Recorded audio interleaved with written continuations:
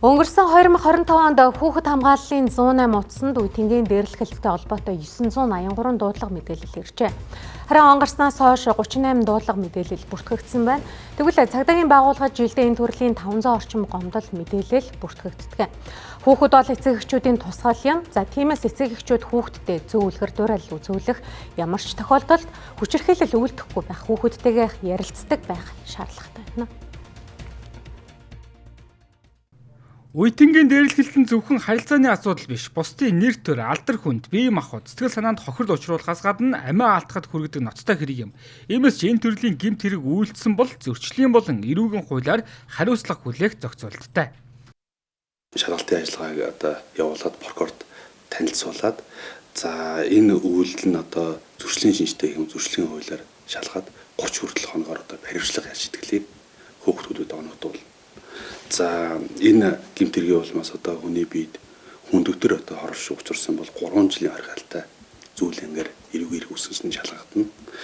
Энэ гэмт хэргийн улмаас хүний биед хүнд гэмор учирсан байх бол 5-аас 12 жилийн харгаал шийтгэлт ийм гэмт хэрэг байдаг.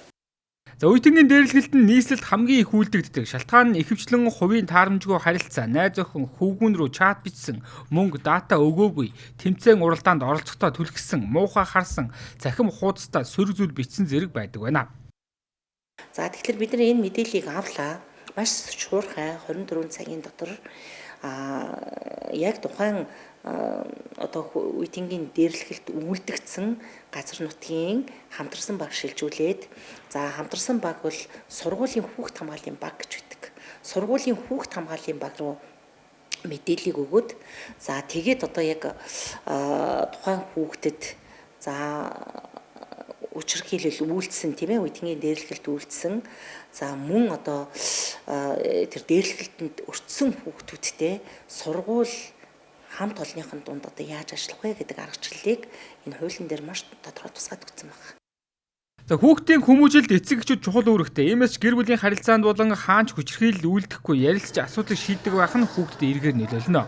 Түүнчлэн үеийнгийн дээрлэхэлтийн талаар хүүхдүүд эцэг эхтэй хэлэхээр тухайн хэрэгт холбогдсон хүүхдийг загнах, зодох тохиолдол гардаг байна.